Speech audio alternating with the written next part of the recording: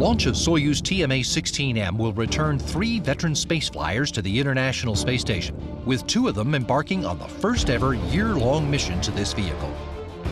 One-year expedition crew member, retired U.S. Navy Captain Scott Kelly, has accumulated 180 days in space during 3 missions. Kelly piloted Space Shuttle Discovery's service mission to the Hubble Space Telescope in 1999. He served as the commander of the STS-118 mission to the space station, and he spent over 5 months aboard the International Space Station as an Expedition 25 flight engineer and as Expedition 26 commander. Kelly will again serve as station commander during Expeditions 45 and 46. Kelly's one-year crewmate, Mikhail Kornienko of the Russian Federal Space Agency, was selected as a cosmonaut in 1998.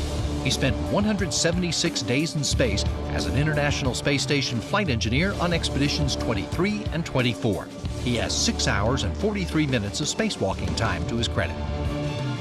Soyuz commander Gennady Padalka's first journey to space took him to the Russian space station Mir in 1998.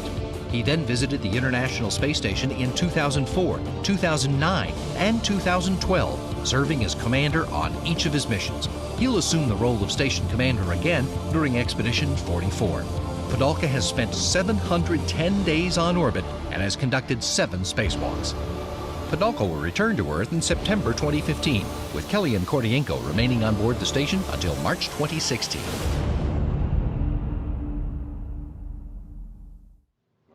Welcome to the Johnson Space Center. We are joined today by Scott, Mikhail, and Gennady. Thank you, gentlemen, for joining us. It's an exciting time. We are weeks out from your departure to go overseas for your final training, your exams, and then your launch on March 27th. So let's just start with the big question. How are you feeling? Well, I'm feeling great. I think my fellow crew members are feeling great as well, and we're excited to be here finishing up our U.S. Training, and then for me, off to Germany for a week, for the cosmonauts back to Russia for our final 6 weeks of training before launch. Gotcha. Well, anything else to add? Прекрасный экипаж. Мы проверили друг друга еще будучи на этапе дублирования, поэтому мы готовы к полету. This is a great crew. We tested ourselves when we were training as the backup crew, and we are ready for the flight. Right. And I'd like to add, too, that this is called the one-year crew news conference. But one of us is not staying for a year, but he's the most important guy on the flight because he's our Soyuz commander. He's our space station commander for Expedition 44. And on this flight, he'll break the record for the longest duration of any human ever to stay in space. Absolutely. Definitely a good thing to note. A mission like this is quite an undertaking, technically, physically, personally.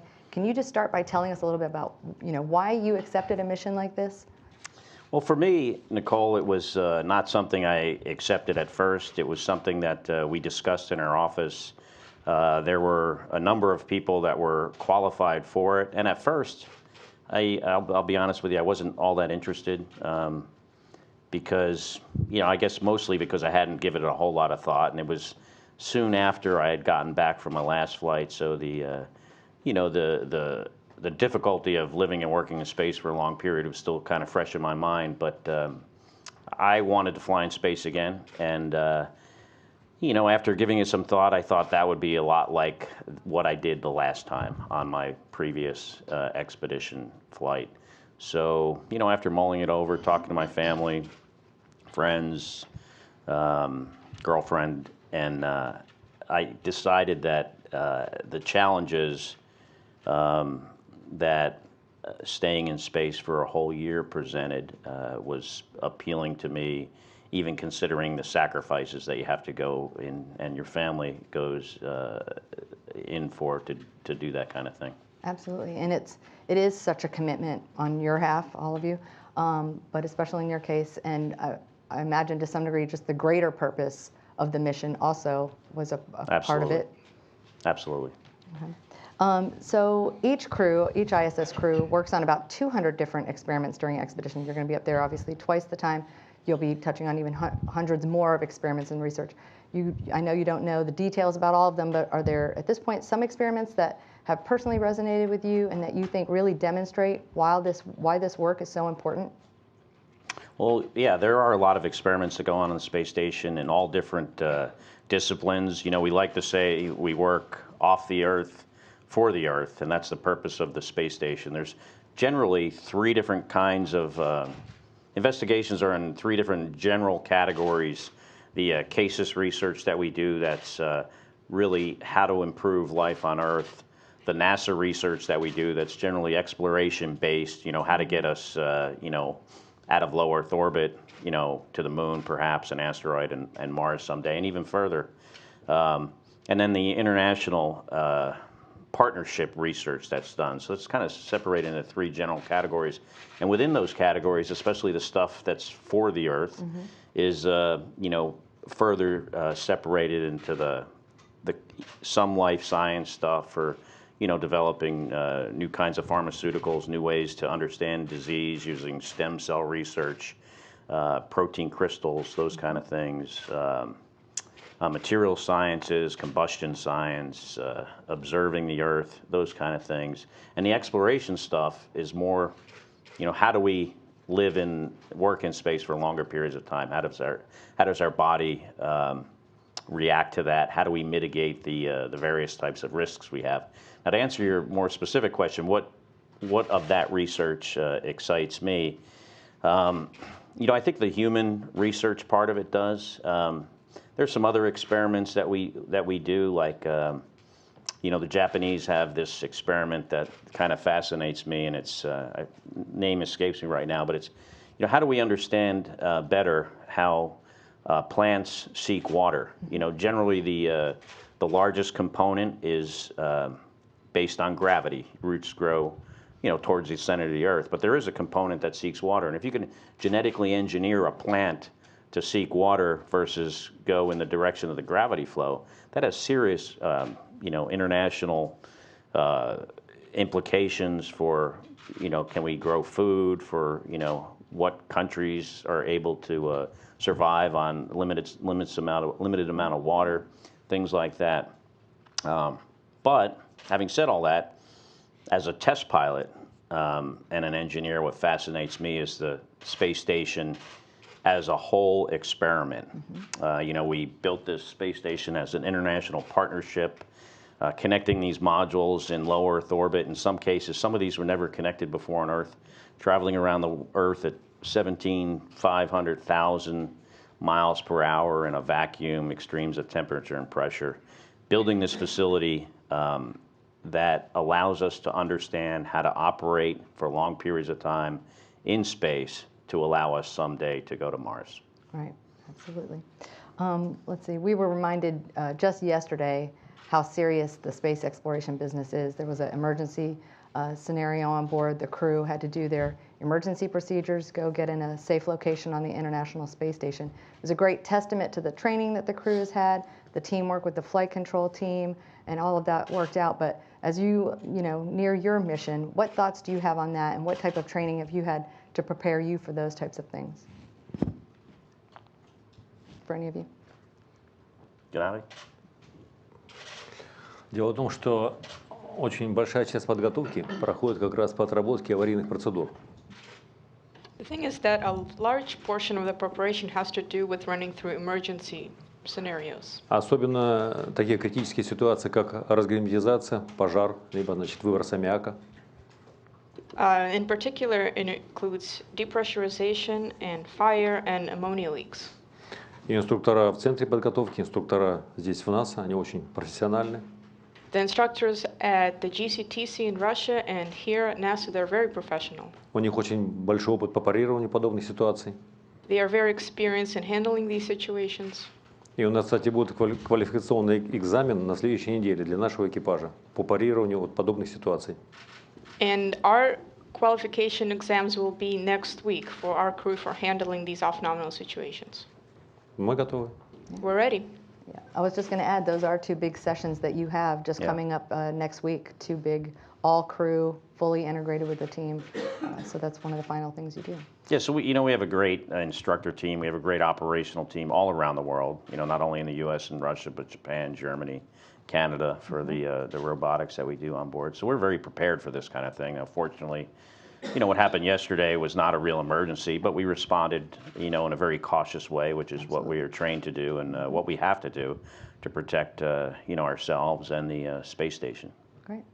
Okay, well, with that, we've got a packed room here, so we'll just go ahead and start with some questions. We're going to start with media here at the Johnson Space Center first. So if you can just raise your hand and wait till you're selected and just state your name and affiliation. We'll start on the right-hand side. Robert?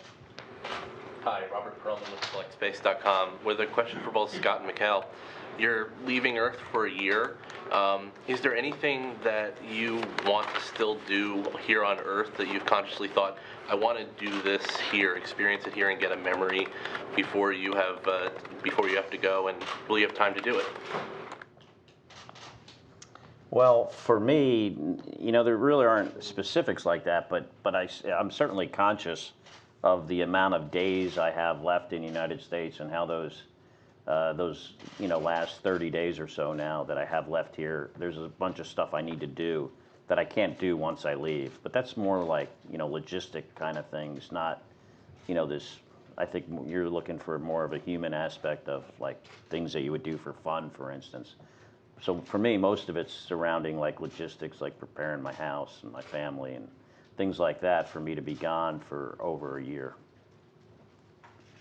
Okay, other questions? Go ahead, Bill. Bill Horowitz, CBS News. Let me ask Mikhail a question. Scott answered why he wanted to do this. Why do you want to do this for a full year? What was your motivation to go up in space in an entire year? Ну, я не могу так сказать прямо, что я решил. Просто мне разрешили, скажем так. Меня спросили, сможешь ли ты, захочешь ли ты. Я, естественно, не стал отказываться, потому что это уникальная возможность в первый раз на Международной космической станции слетать на год. Ну и, конечно, это принести пользу. В первую очередь науке, следующим поколениям, которые пойдут за нами уже в дальние полеты. Это Марс, это Луна. Well, I can't say exactly that I decided to go for 1 year. Actually, I was offered, and they asked me, do I want to go? And I was allowed to go. And so, of course, I said yes. It is a very unique opportunity. We have the chance to be the first to spend a whole year in the space station. And it will be of great use for future generations, for science, and for those who might fly further to Mars and to outer space. Okay, other questions? We'll start with Eric on the front row. Yeah. So, Scott, Eric Berger with the Houston Chronicle. I'm curious, I mean, a year is a long time, obviously.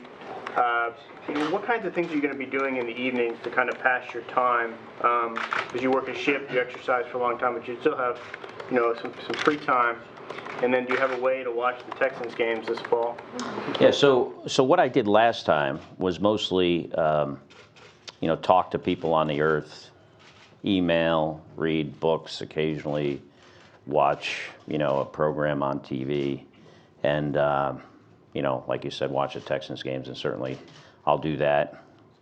It hasn't escaped me that I'll watch a whole baseball season, which is very long, and a whole football season, and then part of basketball and hockey, which sometimes those seem like they go more than a year because they're so long. So I wouldn't get to do that. But the one thing I'm going to do very much different than I did last time is I'm going to keep a personal journal of the experience. I'm also going to do the experiment called Journals, which shares the experience with investigators to understand better how the psychology of the flight goes. So my evenings will be very similar to last time, with the exception of kind of keeping a personal record of the whole year in space. Okay, and Bill, go ahead. I'm sorry, Ted. Go ahead. Jim Oberg with NBC. You each have had already a long orbital flight. What do you remember that you discovered about yourself on those first flights that make you confident you can complete these flights? What surprised you about yourselves on that first flight? Or nothing. I don't think anything really surprised me. What it made me confident that I'll be able to do this. Now, whether I'll be able to do it at the same pace and with the same mood and feeling the same way at the end, I hope. I don't know, but I think I was pretty consistent throughout the flight in how I dealt with my fellow crew members, folks on the ground, with regards to how I was feeling, fatigue level, things like that. And I think I'll be able to carry that through a year. My goal is one of my goals, many goals, but the first one obviously being crew safety. But one of the goals is that the first flight director we have, when he talks to Emily Nelson, so when Ron Spencer talks to Emily Nelson about how I did on the flight, they will have the same exact notes. There will be no difference between how he felt about me and how she felt about me, and I hope the rest of the crew as well. We'll do a second. Okay, Mark. Thank you, Mark Thoreau, for Aviation Week. And this is for Scott, please. When you look at the mission, a lot of the focus has been on the science and you're staying there. But when you look at all the activity, it seems like there's a lot of demand for you to work outside the station and inside to change the U.S. segment. And I'm wondering how you sort of see that as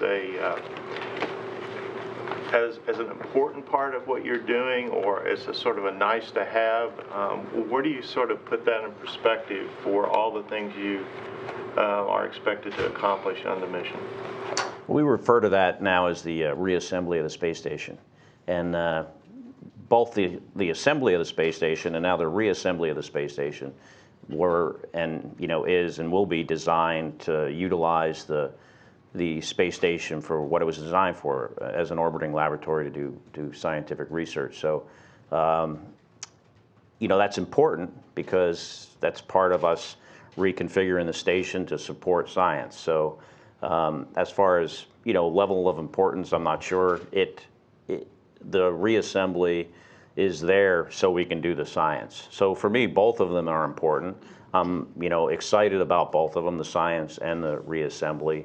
I've never done a spacewalk, so that's certainly interesting to me to get to do that. We didn't have any what's called stage spacewalks, EVAs, US EVAs the last time, and and it's different and it provides variety. And I think when you're up there that long, if one person was just responsible for the science, that wouldn't be a good thing. And if one person was just responsible for the operations, that wouldn't be good either. So I think it's important to share those responsibilities, amongst the different crew members. And, I look forward to all of it. Okay, we're going to switch now. JSC is hosting some NASA social participants. So with that, we'll take a question from our social media folks, and we'll start here right on the left. Go ahead. Hi, I'm Liam Kennedy with ISS Above, and my question is about a non-science activity that's very important coming up, and that's the launching of my fellow British citizen, and that's Sarah Brightman. Who on the crew is going to be singing with her? All of us. Yeah, all of us. It'll be either all of us or none of us. Okay, great. Second, go ahead. Hi, I'm Brenda Pike. I'm with Thomson Reuters Technology, and I'm wondering if you talked about sharing your personal journal, and is there a struggle with yourself in seeming confident in your job versus being transparent in your feelings and thoughts, especially maybe the last 6 months? I suspect I'll be completely transparent in my feelings because I'm pretty direct. I think it's important for all explorers to know what this kind of experience is like, not just within NASA. And so I plan to be completely honest about it. Now, having said that, I haven't experienced it yet, so who knows? Maybe there's some crazy thoughts I'll have at the end that I wouldn't want to share. But I don't suspect that would be the case. So I think what you see is what you get. How about on the side, the gentleman in the red? Johnny Steverson, CEO of Real Space Education. Kind of going back to your personal journal, I wanted to know if there are any personal items you guys are going to take up. Family photos, Lucky Charms, those kind of things. We can bring some personal items. As far as me bringing my own personal items, I just generally, bring a few things to help me with my daily activities, work actually. For myself, I don't really bring mementos. I look at it like, why should I have a memento of flying in space since I've flown in space? It doesn't seem to make much sense to me. But that's just me. I see things differently than other people sometimes. But so the type of stuff I would bring, like I brought a little tool pouch that I could wear on my belt that makes carrying the tools around easier, that kind of thing. And some clothing items that the program doesn't do they do a great job of supplying things, but certain things we don't have a lot of options, like certain kinds of sweatshirts and sweatpants, things like that. Certain kind of shoes for using the weightlifting device we have. So I bought a special kind of shoes that I thought would be better for that this time. But then you fly things for your family and friends and other people, like mementos, watch, pin, jewelry, things like that, and I definitely do that kind of thing. As far as pictures are concerned, we got the internet, we got email, so bringing a bunch of pictures up there isn't that critical because you can always get them later. Thank you. Did either of you guys want to add anything that you're flying? That's the stuff you're bringing. Ну, Скотт правильно сказал, сейчас очень сложно что-то взять с собой, поскольку есть интернет, есть электронная почта. Нет смысла, наверное. Well, Scott is right in saying that it's hard to pick something to take with you because you have the internet, you have email, so it's hard to pick something that you wouldn't be able to get through that. Но тем не менее, для меня у меня есть талисман. But I do have a lucky charm. Это небольшой сноумен, снеговик. It's a little snowman. Я последние 3 полета брал, моя младшая дочь мне его давала, поэтому я возьму его с собой. I've taken it with me on my last 3 flights. My youngest daughter gave it to me, and so I'll take it along this time as well. Все остальное, интернет, электронная почта. Everything else, the internet and email will provide. Mikhail? Ну, я тут немножко different, как говорят. Я поклонник старых ценностей, интернет интернетом, а я возьму фотографию моих родителей, которых, к сожалению, нет. Мама с папой, они летали со мной первый раз и полетят второй раз. Фотографию семьи. Они у меня в кабине висят все время. Well, I'm a little bit different in this respect. Yes, you do have the internet, but I'm more traditional. I will take a picture of my parents with me. Unfortunately, they are no longer here with us. They flew with me in my first flight, and they will be coming back again. And I will take a picture of my family. Very good. Okay, we have time for one more question over here. Go ahead in the green. Hi, Kim Davis, and I'm with the Nessa Social. I'm a teacher, which the whole 4th grade at Lee Scott Academy in Auburn, Alabama is currently watching. And my homeroom wanted me to ask, even young children have social media these days, or their parents show them things on theirs, and so I've given NASA Instagram accounts, I've given NASA Twitter accounts to the kids, but is there anything that you will be using social media-wise that they can use to keep up with you guys while you're there? Well, I plan on using the same Twitter name and address or whatever that I used last time. So they could be follow on that, and also Facebook. I had a kind of a public Facebook last time, and I'll do that as well. Maybe Instagram and Vine and things like that. I haven't thought about that a whole lot. I'll have a couple weeks in Baikonur to sort out those things before launch. So that's great, though, that they can follow along, and I'll keep that in mind. That 4th graders are, I never quite considered that, but I'll keep in mind that 4th graders are following us on Twitter, and at times I will talk to the 4th graders and talk to the, elementary school kids and make tweets that might interest them. So if they seem a little bit goofy, that's why. Awesome, thanks. All right. Okay, with that, I think we will switch over to the phone bridge. We have a number of media tying us into the conference by phone. We'll start with Tracy Watson with USA Today. Thank you. For Scott Kelly, with the wisdom of hindsight, is there something that you think on the second flight you'll miss that you didn't realize ahead of your first flight that would be important to you?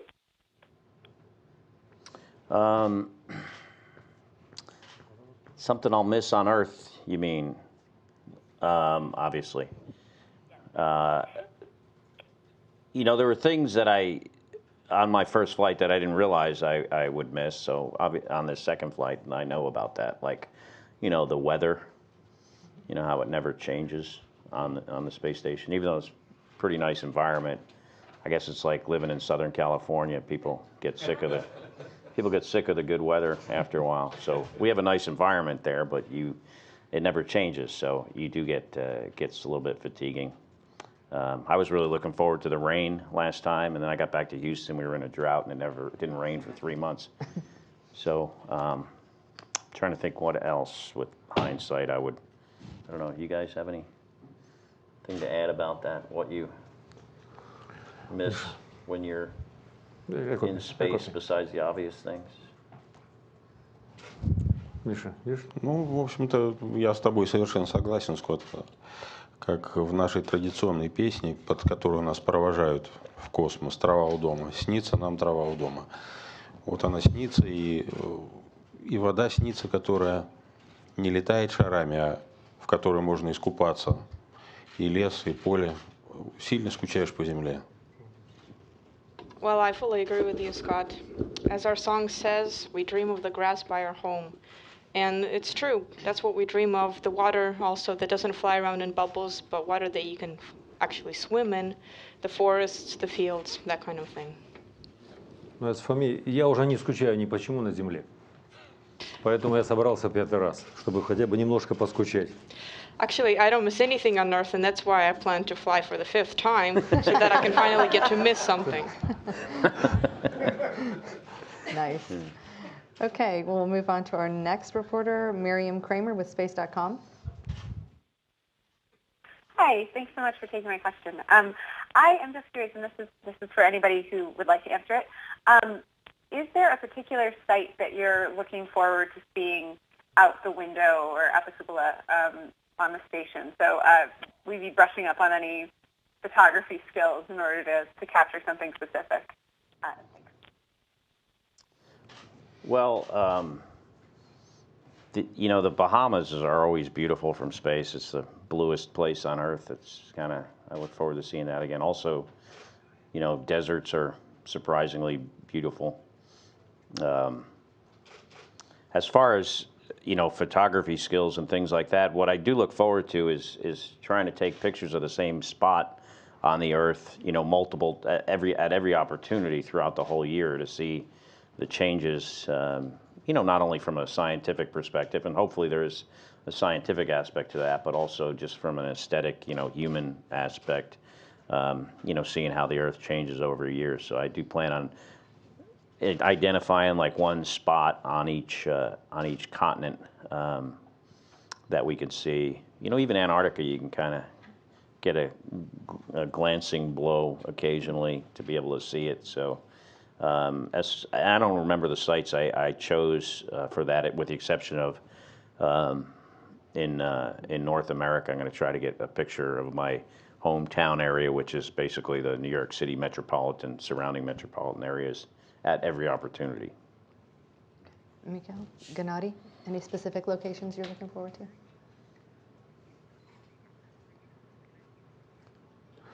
Ну, что касается меня, у меня второе образование, мой эколог. As for me, my second education is in ecology. Поэтому я сейчас собираюсь заниматься очень много экологией на борту, что я делал в предыдущих полетах. So I'll be doing a lot of ecology on station, which is what I did in my previous flights also. И меня больше всего интересуют, конечно, места, которые подвержены большим изменениям с точки зрения техногенным процессам. And I'm mostly interested in the areas that are undergoing major changes in technogenical processes. Где мы очень большое оказываем влияние, порой не совсем хорошее, на нашу планету. Also places where we affect the Earth, often in bad ways. Это места добычи нефти, нефтяные разливы, пожары, это ледники. These are places where we are getting oil spills, fires, glaciers. Поэтому у меня целый лист целей таких на весь полет, который собираюсь снимать. I have a whole list of such places for the whole flight. These are items that I plan to take pictures of. Great. Mikhail? Ну, я до первого полета еще с друзьями вместе поднялся на Килимаджаро, на гору. Before my first flight, I climbed Mount Kilimanjaro with my friends. Там был большой ледник. There was a great glacier there. И когда я полетел, я, конечно, в первую очередь попытался найти Килиманджаро, сфотографировать, как это выглядит из космоса. And when I flew up, of course, I tried to find Mount Kilimanjaro from space to take a picture to see what it looks like from up there. И сейчас я сделаю это обязательно во второй раз из космоса, чтобы посмотреть, что с этим ледником стало. Он потихоньку уходит. Это как бы продолжение темы Геннадия и Скотта. Это как бы продолжение экологии нашей, потому что ледник этот, он потихоньку уходит. And of course, now when I go for the second time, I will try to find that glacier again and see if it's still there. It is going slowly, and this is a continuation of the thoughts both by Gennady and Scott. It has to do with our environment. Okay. Next question will be from Omar Villafranca with CBS News.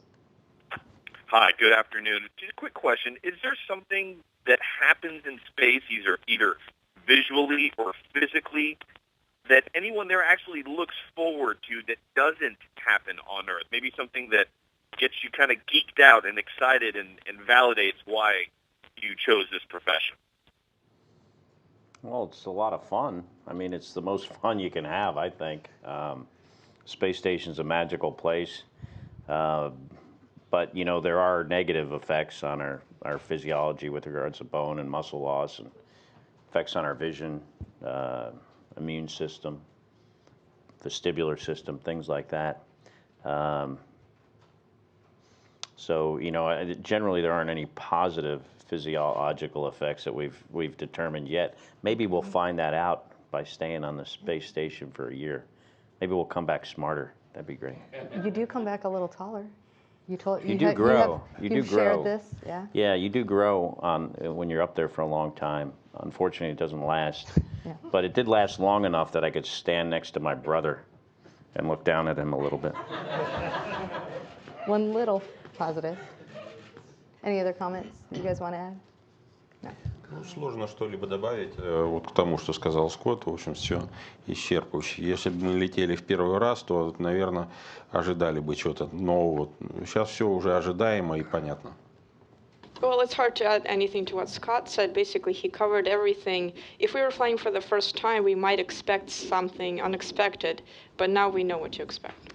You do have a better appreciation for the Earth and its fragility by looking out the window, especially on your first flight, and seeing this film over the edge of the planet that is our atmosphere. So, you know, you do get that different, you know, I think that's a positive effect you get from flying. It's a definite appreciation for how fragile our environment is.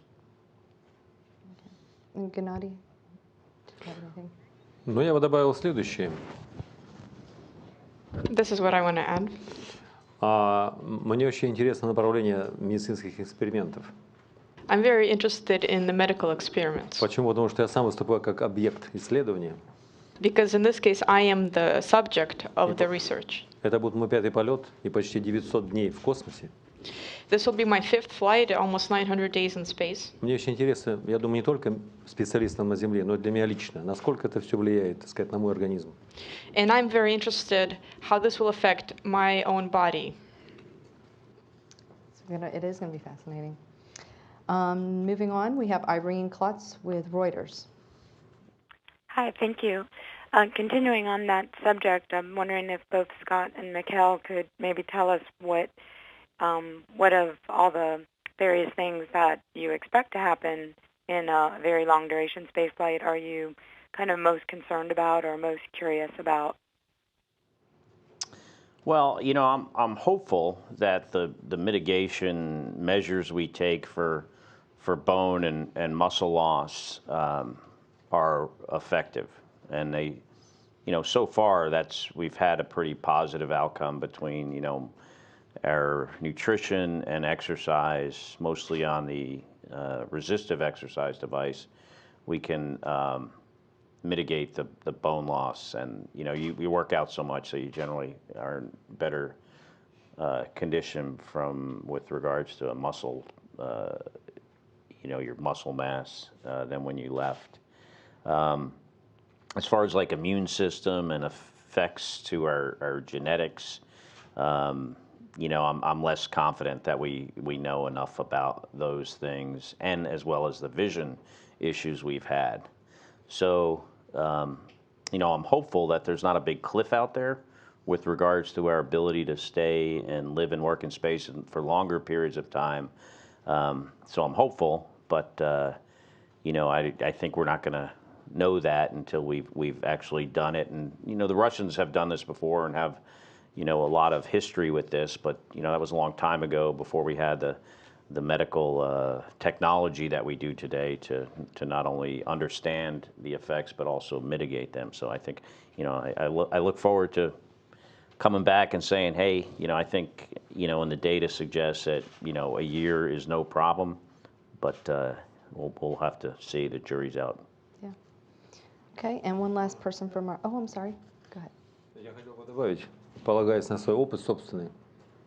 I want to add something from my own personal experience. Мне кажется, в большей степени для ребят, и для Скотта, и для Миши будут важны, скажем, не какие-то физические изменения в организме. I think it won't be the physical changes that will be most important to Scott and Mikhail. А в большей степени будут оказывать влияние аспект психологический. The psychological aspects will be more important. It will be more Отдаленность от effective. Земли, обстановка такая, скрэм-компартмент, что называется, ограниченное количество людей, с которыми не общаются. Это очень важно для них. Being far away from Earth, being sort of crammed, and having few people to interact with. И, на мой взгляд, это будет самое сложное для ребят, выстоять, выдержать. And I think that will be the most difficult for these guys to withstand that. Мое, так сказать, личное мнение. But that's my personal opinion. Yeah, it's a big factor for going to a mission like this. In fact, there are things that they do to help you, afford you family conferences, email, phone calls, all those types of things. So. Yeah, we have a great group of people that help us with our psychological support here for the U.S. crew members in Russia, for the Russian crew members, to keep you in contact with family and, provide an outlet for discussing things if you do have issues. So, for me, that's the biggest challenge. I mean, people ask me what's the biggest challenge of this flight, and it's definitely the duration and, keeping the level of fatigue down, enthusiasm up, energy reserves to respond to an emergency, and, just your overall, mental state of mind being in a very good spot when you get to the end of this long trip. I'm just curious, on the first mission, your first long duration mission, were you surprised at all at how much you started to look forward to those conferences and the phone calls, or was it, pretty much just day of the life and not something that was that big of a deal on the first mission? I think I experienced what most people experience on a long duration flight, and that is, when you get, and I'm hoping it's 2/3 of the way through, but, which for a 6-month flight is generally about month 4, you're kind of like, I think I've done everything I need to do here. I'm ready to come home. Hopefully that's like a 2/3 phenomenon and not a 4-month phenomenon. So, but you do kind of feel like, hey, I kind of did, I've met all my goals. We've, done this mission successfully. So I think in Russian guys pretty much experience the same. 4 months is about the perfect amount of time. Gotcha. So. Okay, we have one last reporter, Marcia Dunn with the Associated Press. Yes, hi. I'd like to ask both one-year crew members if you're taking any special health precautions in the next month, washing your hands extra so you don't get any colds or flu. And do you both have backups ready to take your place for an entire year on orbit if something were to happen to either of you? Yeah, so I'm definitely conscious of the fact that I don't, want to get into a car accident or break my ankle running or something like that. I have started carrying the Perel in my pocket more often, washing my hands, because there's somewhat of a flu epidemic in the U.S. right now that I didn't, that would be a problem. Not necessarily for launch in 2 months from now, but it would really affect our training. And our training right now, if we were to miss even just one day, would present some problems. So I am definitely conscious of that, and that's a very good question, Marcia. As far as our backups, we do have backups. They are, being fully trained, and whether they're ready to go or not, they will be trained. Whether they're ready, you would have to ask them. So I think they are kind of watching out for our safety as well. They don't want anything to happen to us either. Okay, stand by just one second. We have been soliciting questions via social media, so we're going to take a break to accept some of those. Megan Sumner's been receiving those questions using hashtag AskNASA. Go ahead, Megan. We have one from John Bright. What is the best and worst thing of being in space for all of you? There's a lot of great things. The obvious ones are, looking at the Earth floating around, microgravity environment, that kind of thing. But for me, the best thing is working at something that's very, very challenging, ahead of time for a couple of years training for this. And then, the challenges that the space environment presents and how difficult the missions are. I think it's underestimated how hard this job is once we get into space, and then being successful at it. And, the sense of satisfaction you get from hard work and the success you have as a result of your hard work. And when I talk to kids, I tell them that that's something, you can have in whatever career field you choose, or in most, I would say, maybe not as like if you're a criminal or something, but that was your chosen career field, but just, you choose something that challenges you, whether it's in school, work hard at it, and then be proud of yourself for your successes. I don't know if there was a two-part question, but hopefully that answers your question. Anything to add? Go ahead, Gennady. Полагаясь на свой опыт, я большую часть своей жизни отдал космонавтике. Well, again, coming from my experience, and I have spent the И мне better тоже part of часто my задавали life этот вопрос, что самое лучшее, что самое худшее в космосе. in this field, and they've often asked me what is best and worst things in space. На мой взгляд, очень сложно как-то определить, так сказать, одним штрихом. It is very difficult to identify those two things quickly. Я всегда отвечал на этот вопрос следующим образом. But I've always answered it this way. Я в космос на станцию прилетал всегда с огромным удовольствием. I've always flown up to space and to the station with great excitement. Работал с большим энтузиазмом. Worked with great enthusiasm. И с не меньшим удовольствием я оттуда улетал. And with equal joy and enthusiasm, I left it. Mikael? Best and worst? То, что касается меня, то самое лучшее, наверное, это хороший экипаж, совместимость в экипаже. Well, the best thing is a good crew and good compatibility within the crew. Это состояние невесомости. It is microgravity also. И, наверное, самое худшее – это несовместимость в экипаже. And probably the worst thing is incompatibility within the crew. Okay. Next question, Megan. And then we have one on Twitter from Katie Strong. What is the most exhilarating part of traveling to the ISS? Well, traveling to the ISS, the most exhilarating part is the first, 9 minutes or so of the flight, the launch. And then, especially in the Soyuz, that's, I think, even more exciting than maybe even landing the space shuttle is the last, 30 minutes or so when you come back. I mean, that's about as much fun as you can have anywhere. I say, if I would have hated the whole 6 months, I would have done it all again for that last 20 minutes in the Soyuz. That's quite a testament. Okay. Yeah. All right, and we'll return back here to the room. Go ahead. Yeah, suppose we tell you you're back now, a 2-year mission to go to Mars. Show of hands, who's ready? Once we get back? Once you get back. I'm not back yet. Okay, I'll ask you then. Okay. Okay, so we'll hold that question. Okay, go ahead. Is there any family ribbing or the twin project or anything that you guys are looking forward to between you and your brother? Maybe if we had another sibling, they would kind of give us the business over it. But no, he's very enthusiastic to. He doesn't work for NASA anymore, and he thinks it's great that he can still be a participant in this.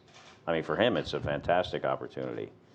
Even though he doesn't get paid a whole lot to do it, he still, enthusiastically comes here and does the science and does this data collection at home. He's just he's a volunteer, and he likes the fact that he can still be involved. Okay, go ahead. What milestones are you most looking forward to? I think the big ones. The other, when crew members come and go, that's, it's, even if you like everyone, it's that you're there with, which was my experience on all my flights, especially on the long duration flight. You could be having a great time with the people you're there, but, kind of when they leave, it's a change and it's nice. It's a little less hectic. And then, 2 weeks later when the new people come up, especially if it's someone who's never flown in space before, especially now with the flight day 1 rendezvous, when you see someone show up on the space station within 6 or 7 hours of them launching and never being in space before, I really look forward to that. And then the big events, the visiting vehicles, the EVAs, some of the big science that we do that's very concentrated periods of time where we do research, like with animals and stuff. That's something that I look forward to. And then I think, the general, milestones of, hey, we've been here 100 days, 200, 300, holidays, birthdays. I mean, all 3 of us will have a birthday in space this time. Hopefully. Huh? Yeah, birthdays. All 3 of us will. Not all the crew members will on board while we're there, but some of us will. Those things are exciting. Okay, and any other questions? Just raise your hand. Go ahead, Eric. Have you guys had any special conflict resolution training as a part of this? I mean, it's a 1 year, it's a long time to be up there with someone or been given strategies to deal with that. Specific training. We have, every few months we'll talk, and I don't know if the cosmonauts do this, but we do this here. You'll talk with the psych support team of psychologists and psychiatrists. And we also do that when we're on orbit every 2 weeks. I think these guys do. They have I know they have that same team of people. So you do talk to those guys, and I think at times we have discussed that topic as far as having specific training, like a government program on conflict resolution that maybe people that have had conflicts in the workplace would have to take as a mandatory part of their continued employment, which I'm sure exists somewhere in the U.S. government.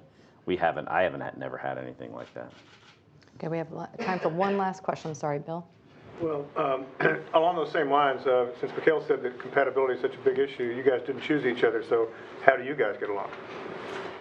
We get along great, and I couldn't ask for a better 2 professional cosmonauts to fly with, and we're all great friends, and I look really forward to spending time in space with these guys. I'll be very sad when Gennady leaves, but he said he will be in Baikonur when we land 6 months after he departs the space station. And he says he's going to carry Misha and I out of the Soyuz like we're little babies. Okay, we have time for one more question. Megan will take this one from social media from our followers watching along. All right, from Twitter, Carrie Lynn wants to know, are you worried at all about the long-term side effects of spending 1 year in zero gravity? I know we touched on it a little bit, but how are you feeling about that? The radiation is certainly a somewhat of a concern, but that's the type of thing that it's, a long-term thing. And, I don't know if you'd ever be able to point to if you ever wound up with some kind of bad cancer, whether it was actually due to that, piece of your DNA getting damaged from some kind of cosmic radiation. So it's definitely a concern, but, we do our best to mitigate that and understand that, spaceflight has risks, and that's one of them. As far as the other risks, vision, You know, I'm pretty sure I'll be able to see when I get back. Maybe not as well. Hopefully it'll return. I had a little bit of a degradation last time, so I suspect something similar. Bone loss, you know, I think we do a good job of mitigating that, but it is a concern as you get over the age of 50. If you break your hip, it's not an insignificant deal. And we have had astronauts that have broken their hips after long duration space flight, so that's something that, you know, I'm definitely conscious of and is somewhat concerning. All right, well, that's all the time we have today, but thank you, gentlemen, so much for joining us. Of course, we all wish you well on your mission. Again, just a reminder for folks, the launch is March 27th at 2:42 p.m. Central Time here in the United States. They'll be docking to the International Space Station 6 hours later to begin this historic mission. You can follow along on their mission using all the social media channels, including Scott's Twitter at StationCDRKelly, and using the hashtag ISS 1 year. Thank you so much. Thanks. Thank you.